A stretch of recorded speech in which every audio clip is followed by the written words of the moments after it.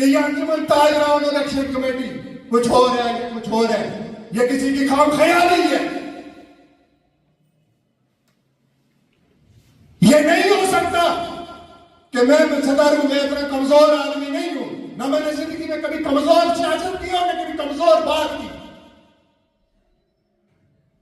अवामी तहरीक पे कोई दुनिया का कंप्रोमाइज नहीं होगा। इससे पहले भी कुछ लोगों को बुरान उठते, इसमें कोई कंप्रोमाइज नहीं होगा। मैंने त्राड़कल में अंदर भी ये बात कही है और यहाँ भी जिम्मेदारान की मौजूदगी में जो अंजुमन ताजरान थे कि अपने कान और आंखें खुली रखो, अगर वे जो हालात है वो ठीक नहीं है। नहमदु व नसल्ली अला रसूलिल करीम वम्मा बाद फौज़ बिल्लाहि मिनश शैतानिर रजीम।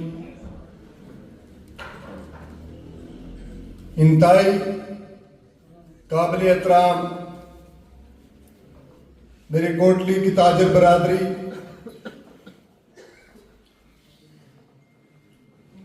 और नेशनल स्टूडेंट फेडरेशन के सुर सिपाहियों और हाल में तशरीफ फरमा मुख्तलिफ पार्टी के कारकुनान, प्रिंट मीडिया, इलेक्ट्रॉनिक्स मीडिया, मेरे भाइयों, मेरे दोस्तों,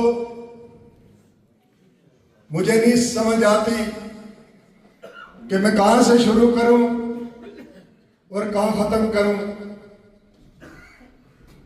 मेरी जबान मेरा साथ नहीं दे रही। जब मैं इस हाल में दाखिल हुआ तो जो डॉक्यूमेंट्री दिखाई गई उसके बाद आपको शायद ये अंदाजा नहीं कि मैं किस तरह यहां बैठा रहा। मेरे भाइयों, मेरे दोस्तों,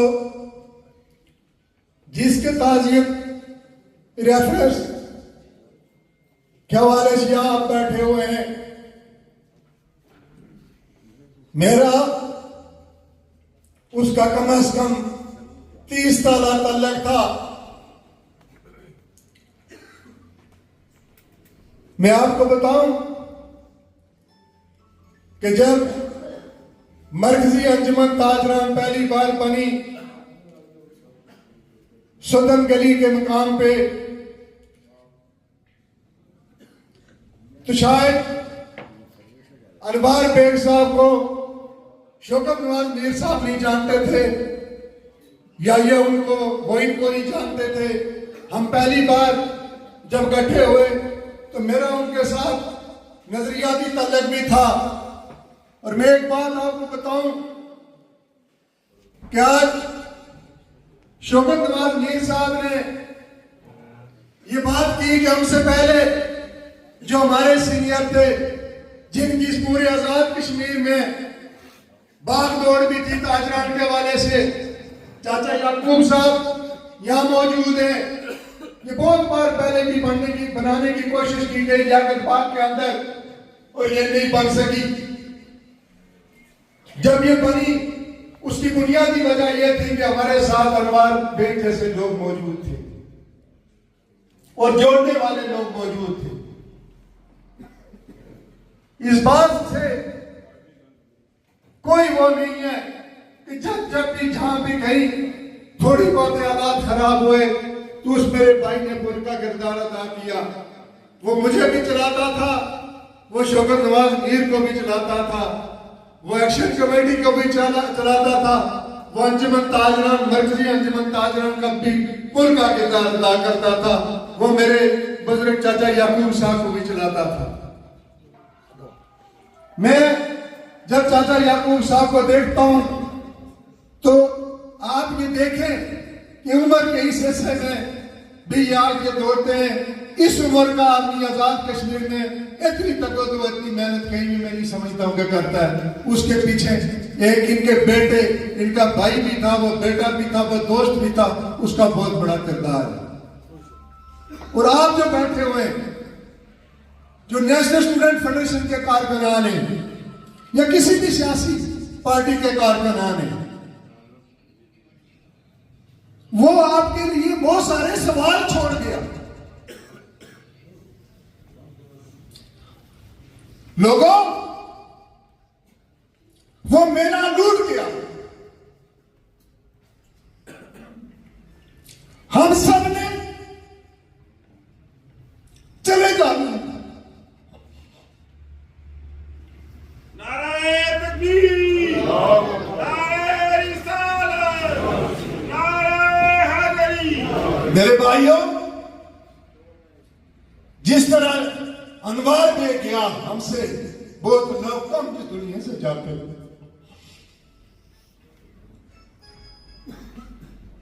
मैं नहीं समझता कि इस हाल में बैठे हुए जो लोग हैं, जिसने उसका सफर आखिरत देखा, कोई भी मुसलमान मैं समझता हूं हर सांस लेने वाली चीज में मेरे रब की तरफ लौट जाना है। और हर आदमी की ख्वाहिश होगी कि शायद मैं भी इसी तरह चला जाऊं। ये बहुत कम नसीब होता है। कल शायद हमारा क्या पता हम किस तरह जाए। और मैं बिलखुसूस मैं नहीं कह सकता, लेकिन कहता हूं बिलखुसूस नेशनल स्टूडेंट फेडरेशन के दोस्तों से कि जो लोग अपने नजरिए पे खड़े रहते हैं, यहां मेरे भाई सरदार न्याज यहां से चले गए, उन्होंने बात की। उस मेरे दोस्त ने बड़ी कोई गलत बहुत बड़ी साफ दिली से बात की कि क्या ले गया वो इस रियासत ने उसको क्या दिया। उसका बच्चा आज भी वो मेहनत मजदूरी के लिए 22 साल की उम्र में वो मुल्क छोड़ गया। जो उसके खेलने कूदने के दिन थे, वो जवानी की अयाशी, वो दौड़ता, वो बाहर देखता, और उसने अपने बाप का आखिरी मुंह वो चेहरा देखने के जब वो कब्र के हवाले होने जा रहा था, उसने देखा। ये कितनी बड़ी बात है। मेरे भाई न्याज ने बिल्कुल सही कहा, आज भी उसका अपना घर नहीं।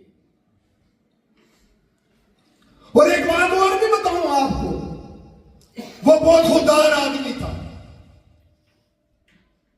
बहुत खुददार आदमी था। मैं आपको बताऊं, वो जितनी भी मुश्किल में होता था, वो कभी दुख किसी के साथ अपने या कोई उस तरह की बात शेयर नहीं करता था। मैं आज भी समझता हूं कि मेरा भाई मुझसे जुदा हो गया। जिस दिन से वो इस दुनिया से गया हुआ है, कोई रात, कोई दिन, कोई पैर ऐसा नहीं कि मुझे याद नहीं आता। वो याद किस तरह आता है? मैं जब उसको बचपन से लेके आज आखिर तक मैं देखता हूं, और लोगों के लिए तो बहुत कुछ कर गया, अपने लिए कुछ नहीं कर सका। मेरे भाइयों, मेरे दोस्तों, ये औलाद जो है, ये पेट की आग। बहुत कम औलादें होती हैं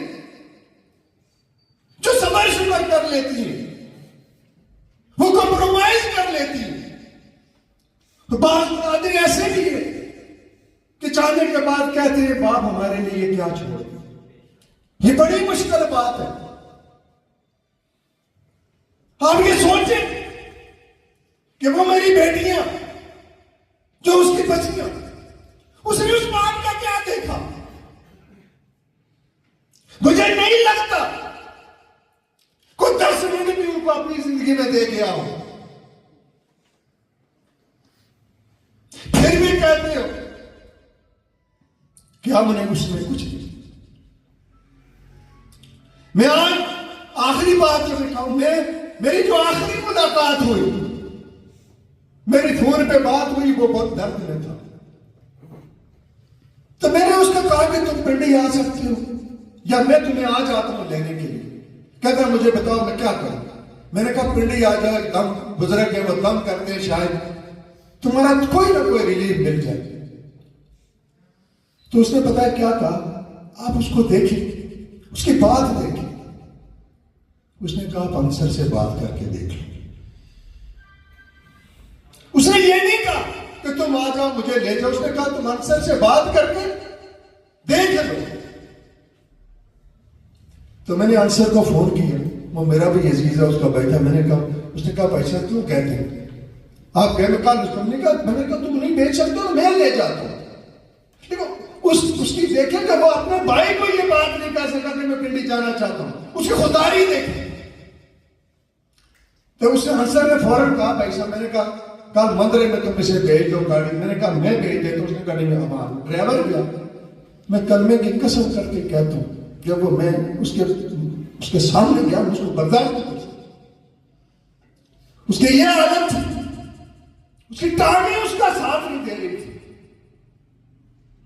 लेकिन हिसाबी तौर पे वो सुन ले, वो हिसाबी तौर पे मजबूत आदमी था। जिस फौजी मर्ज में वो मुब्तला था, खुदा की कसम करके कहता हूं मेरे भाइयों, औलाद की दुनियादारी की बंदे बात ही खत्म हो जाती है, उसका नाम सुन के बंदा आधा कमर में हवाले हो जाता है। क्या मैं गलत कहता हूं? जब मैं गाड़ी में, वो आगे ही बैठा हुआ था, मैं पीछे बैठा, मैंने ड्राइवर अपना वापस भेजा, मैं उसके साथ बैठ गया। पूरी रास्ते उसने थोड़ी बहुत अल्लाह की करनी वहां गए, उन्होंने दम किया उसको। दम करने के बाद थोड़ा बहुत बेहतर हो गया। उन्होंने वो 8 दिन का, सच्ची बात उन्होंने कहा 8 दिन के बाद दूसरा दम उन्होंने जब महीने की, उन्होंने जब वो उठ के वो बाहर गया, मैंने कहा तुम दौड़ो बाहर। कहता मुझे बोलता दौड़ो बाहर, थोड़ा दौड़ो। तो मुझे कहने लगे कि इसका ये फैल चुका है। तो फिर उन्होंने महीने का टाइम दिया, तो मुझे आस टूट गई। मैं सच्ची बात आपको बताऊं, मैं तो क्या वापसी में उसने सारा कुछ मेरे साथ डिस्कस किया। फिर हमने खाना खाया रास्ते में, फिर मैं और वो मुझे इस्लामाबाद उसने छोड़ा, वापस ड्राइवर उसको लेके गया। फिर वो मुसलसल मेरे साथ रास्ते में रहा। आखिरी अंसर ने मुझे कहा कि वैक्सीन, मैंने कहा किसको वैक्सीन लगवाओगे? लेकिन मैं जो बात मैं आपको बताऊं, उसकी बहुत बड़ा जिक्र था उसका। ये जो कहते हैं ना, एक लम्हा भी, ये शौकत नवाज मीर साहब बेहतर बता सकते हैं, कोर कमेटी के मेंबरान, वो बिस्तर पे नहीं लेटा, वो इनको बताता रहा यूं करें यूं करें यूं करें यूं करें। वो कलम की दुनिया का बहुत बड़ा बेताज बादशाह था, एदाद शुमार का बादशाह था। उसके बाद बहुत बड़ी मालूमात थी। ये जिस तरह शौकत साहब ने कहा ना, उसको एक बार कोई बात बताओ, वो इस तरह होता था जिस तरह उसके दिमाग और ज़हन में, दिल पे लिख दी जाती। ऐसे लोग वो कम जो है ना, वो सफर करते हैं, वो हमसे जुदा हो जाते हैं। और आप कोटली वालों को, मैं अपने दोस्तों, मैं आपको बताऊं, मैं और शौकत नवाज मीर भी अब लड़खड़ाना शुरू हो गए। इसलिए एक्शन कमेटी अल्लाह बात है कि हमारे अंदर भी बहुत सारी ऐसी चीजें थी कि वो चलाता था। कोटली का कन्वेंशन आपने जहां देखा, वो कोई आसान बात नहीं थी। जिस तरह उसने उसको मैनेज किया, उसको वो कि एक आदमी को एक वो ये सारा प्लान उसका, हम सारा कुछ कर सकते हैं। मैं और शौकत नवाज मीर साहब ये नहीं कर सकते।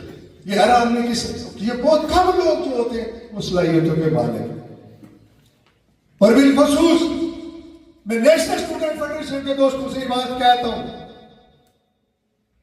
ये देख ले जो लोग अपने नजरिए के साथ रहते हैं, जो उस पे वो किस तरह रुखसत होते हैं। मकबूल बट शहीद ने 1983 में तख्ता चूम लिया। 35 साल की उम्र में वो अगर चाहते तो क्या नहीं हो सकता था। लेकिन एक बात मैं आपको बताऊं, इंसान मर जाता है, करैक्टर कभी नहीं मरता। आपने देखा ना, यहां सरकारी छुट्टियां भी बनती हैं, सारा कुछ होता है, लेकिन इन बेगारतों को शर्म नहीं आती। मेरे उस मौसम कि 11 फरवरी बनाने में इनको मौत पड़ती है। वो क्या कसूर था उसका? वो कश्मीर की आजादी, खुद मुख्तारी की बात करता था।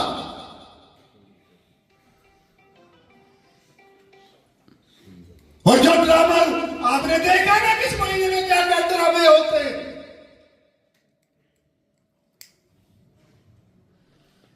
कितने मकबूल पट मारोगे। आज भी यासीन मलिक साहब और कितने सैकड़ों हमारे दोस्त, हमारे भाई उस तरफ जेलें काट रहे। जो बात आपने सबके साथ कहनी है, अपने नजरिए के साथ रहना है। आपने देखा ना कि आपका एक दोस्त चला गया, क्या था उसके पास? मेरे भाई नियाज ने आदमी का इस बात का मुझे नहीं पता है कि उसका मकान नहीं था, उसका कुछ नहीं था, लेकिन जिस शान से वो गया, वो क्या वजह थी? वो अपने नजरियात में डटा रहा, आखिरी टाइम तक डटा रहा। उसने कभी सौदाबाजी नहीं की। वह गरीब की बात थी, जो यतीम बेबस बेसहारा की आवाज थी। वो देखा ना कि किस शान से गया। जहां बड़े बड़े तुरम खान आए गए, लेकिन इस शान से कोई नहीं गया। और मैं समझता हूं कि वो देखने के बाद हर बाजी नीर आदमी का ये कि शायद खुदा करे मैं भी इसी तरह जाऊं, लेकिन ये बहुत कम लोगों को नसीब होता है। तो मैं यहां शौकत मीर साहब ने बात की, एक बात कोटली वालों, बिल्कुल दो टोक। और जहां जहां ये लोग हमारे अंजुमन ताजरान के बैठे हुए हैं जिम्मेदारान, मैं इकट्ठा कर रही एक बात आपको बताऊं। कुछ लोग ये कहते हैं कि ये अंजुमन ताजरान इलेक्शन कमेटी कुछ हो रहा है, कुछ हो रहा है, ये किसी की खाम ख्याली है। ये नहीं हो सकता कि मैं सदर हूं, मैं इतना कमजोर आदमी नहीं हूं, ना मैंने जिंदगी में कभी कमजोर सियासत की और न कभी कमजोर बात की। अवामी तहरीक में कोई दुनिया का कंप्रोमाइज नहीं होगा। इससे पहले भी कुछ लोगों को बुरान उठते, कुछ कहीं को शौकत नवाज वजीर मीर पसंद नहीं है। पहले कहते थे दुकानदारों के, ये दुकानदारों की कमेटी है, अब कहते हैं दुकानदारों के पीछे चलो। ये कोई बेबसी है, चलना पड़ेगा। जो रोल देगा, शौकत नवाज मीर रोल देता था, लोग उसके पीछे चलते। अगर कोई रोल देखता है उसके पीछे चलते, इस तरह नहीं होता। तुम अगर इतने लायक होते तो 77 सालों में तो तुमने इस मुल्क के साथ, इस रियासत के साथ नंगा खिलवाड़ किया। तुमने ये रियासत 11 फॉर्चूनर पे बेची, तुमने 11 गाड़ियां मैंने बेची है पूरी रियासत। तो इसलिए इसमें कोई कॉम्प्रोमाइज नहीं होगा। मैंने त्राड़कल में अंदर भी ये बात कही है, और यहां भी जिम्मेदारान की मौजूदगी में जो अंजुमन ताजरान थे कि अपने कान और आंखें खुली रखो, अगर ये जो हालात है वो ठीक नहीं है। जो आने वाला वक्त है वो ठीक नहीं है, ये सेंशन कर ले। वो इसलिए ठीक नहीं है कि इस रियासत के अंदर जो लूला लगड़ा जो निजाम है, हम माने या न माने, लेकिन ये बात नहीं कहते हैं कि हम इसको कभी किसी सूरत में कलेक्स नहीं होने देंगे। जिस रियासत के अंदर जो प्लानिंग हो रही है, मुझे नहीं लगता कि मैं इलेक्शन होते हुए नहीं देख रहा। ये कुछ और कराना चाहते हैं यहां, और ये नहीं होने देंगे। ये बच्चा, जब तक इस रियासत का बच्चा अब इस पर कट मरेगा, कोई और तुम्हें छवे खून नहीं मारने देंगे। वो इसलिए कहता हूं कि आज दिन तक इलेक्शन कमिश्नर की नामजदगी नहीं हुई। रियासत के सदर को अल्लाह जन्नत में जगह दे चले गए। नए सदर के आने के लिए भी बहुत सारे कानूनी मामला हैं, आईनी मामला हैं। ये क्या वजह है? ये ना हो कि आप सोए रहे हो, सुबह कुछ और होना चाहता है। हमारे ताजरों ये जहन नशीन कर लें कि ताजरों ने कोई जरूरी नहीं है कि सारी जिंदगी हमने कपड़े और आटा जूत के बेचे, पूरा काम समझते हैं। इससे पहले नहीं समझते थे। मैं और हम जो ये कैबिनेट में बैठी है, हम पूरा काम समझते हैं कि किधर ले जा रहे हैं। और एक बात याद रखें कि किसी ने कोई आजाद कश्मीर के अंदर कोई गड़बड़ करने की कोशिश की गई, किसी के साथ छेड़ने की, ताबड़ से लेकर कीमत तक, इस पर कोई शटर नहीं खुलेगा। जय श्रीराम। जहां तक इख्तिलाफ, सौ इख्तिलाफात हो सकते हैं, ये बहन भाइयों में भी होते हैं, बंद कमरे में भी होते हैं। तहरीक के साथ कोई गड़बड़ नहीं होगी, तो मैं पूरी गारंटी के साथ आपको ये बात कहता हूं। और अगर वो सिंसियर है, और ज़राअत और हवालात वाले के सिंसियर है, इनके साथ मामला खत्म करो। हमें तुम्हें चिट्ठी नहीं लिखी थी, हमने तुम्हें चिट्ठी नहीं लिखी थी कि तुम आओ यहां आकर मुज़ाकरात करो। जो ड्रामा तुम वहां लगाते हो, यह ड्रामा नहीं लगा। ये ना रियासत इसकी मुतम्मल है और ना रियासत अपनी बेगारत है कि तुम यहां को ड्रामा करके बैठ के निकल जाओ। हम कोई ड्रामा यहां नहीं लगने देंगे। और लूट और झगड़ा तो सिस्टम और सिस्टम को हम पैरादारी करेंगे, हम उसको किसी जरूरत के लिए खिलाफ नहीं होने देंगे और यहां किसी को हम टेक ओवर नहीं करने देंगे। ये जहनशील कर देंगे। तो मेरी बात लंबी हो गई, मैं इसलिए किसी के सामने बात की। हमारा कोई खुलने की बात हमारी तरफ से मर्जी कैबिनेट आजाद कश्मीर इस तहरीक के दम ने सुख ने हम इनके पीछे करें। किसी सूरत कोई कॉम्प्रोमाइज नहीं है, किसी को डरने की जरूरत नहीं है। हम खुद तो मार सकते हैं कि किसी के आगे नहीं, किसी से नहीं मरवा सकते। ये किसी सूरत नहीं होगा। अगर वो समझते हैं कि इस रियासत के अंदर हालात, उनकी हालत जो अपनी है वो भी आपके सामने है। अगर रियासत के अंदर हालात ठीक रखना चाहते हैं तो fail for charter of demand पे वो जो करें। और एक बात और भी मैं आखिरी बात मैं आपसे याद करूं, ये जो 12 सीटों वाला मामला है, इस रियासत के अंदर जो पावर पॉलिटिक्स करती है जितनी जमातें, कोई ये जमात नहीं चाहती कि ये 12 सीटें क्या रहनी चाहिए। ये सिर्फ ड्रामाबाजी है। ये उन अपने आंखों के सामने ये बात कहने के लिए तैयार नहीं है। इनसे बाहर पूछा जब ऊपर मिलने नहीं जी, ये बड़ी गलत बात हम क्या कहते हैं, जल्दी खत्म होने का हम मजबूर है। इनकी मजबूरी, हमारी कोई मजबूरी नहीं। मैं सिर्फ बात आपको बताऊं, ये जंग इन्होंने खोल दी है, ये इन्होंने अपना, ये जंग हमारी थी नहीं। शौकत नवाज मेरे साथ की जंग हमारी नहीं थी। हमने, आपने और मैंने वज़ीर आज़म नहीं बनना, इम्तियाज असलम ने वज़ीर आज़म नहीं बनना, शबीर ने वज़ीर आज़म नहीं बनना, महराज ने वज़ीर आज़म नहीं बनना, ये इन्होंने बनना है मौसूफ ने। ये जो 12 का चक्कर है ना, ये 12 ये सारी जिंदगी इनकी गले की हड्डी बनती रही। ये हमें लगाते हैं, ये सब चाहते हैं जाने ये नहीं रहनी चाहिए, लेकिन मजबूर है, उधर बोलते नहीं। और आपको जो पूछते हैं ना ज़राअत वाले, फिर मसाइल बनते हैं ना जी। ये अगर इतने लायक होते तो ज़राअत और हवाला आके हम मुज़ाकरात करते, ये फंस गए बुरे तरीके से। तो इसलिए मैं फिर एक बार, मेरी बात लंबी हो गई, मैं आप सारे लोगों का बेहद मशकूर हूं। मैं आपका जाती इतने टाइम से आप यहाँ के बैठे हुए। और एक बात मैं आपको बताऊं, आपने कोई एहसास नहीं किया, वो आपका भाई था, दोस्त था। कल मैंने और आपने भी जाना, आज एक दूसरे के लिए टाइम नहीं देंगे। मैं नहीं टाइम दूंगा तो कौन टाइम देगा। ये दुकानदारी भी इधर रहेगी, सब कुछ इधर रह जाएगा, सब कुछ इधर रह जाएगा। एक बात मेरी याद रखें, मेरे साथ हाथ उठा के वादा करें कि जब भी आपका कोई भाई आपसे जुदा होता है तो इसी तरह उसके साथ करेंगे, हाथ उठा के करें कि उस हर जगह उसका आपने, यही चीज होती है। क्या कर सकते हैं आज मैं अनुवाद के लिए, मैं क्या रोग हो सकते हैं, परेशान हो सकते हैं। मैं उसकी पूरी फैमिली से ताज़ियत करता हूँ, चाचा याकूब साहब बिलखुसूस मैं बेग साहब की वालदा माँ वालदा से ताज़ियत करता हूँ, उनके लिए बड़ा मुश्किल है। वो कहते हैं ना कि औलाद से पहले माँ बाप चले जाएं तो वो बेहतर होता। वो मेरी माँ जिसका एक बेटा पहले से जुदा हो गया, दूसरा हो गया, वो उसको किस तरह से गुजरती होगी।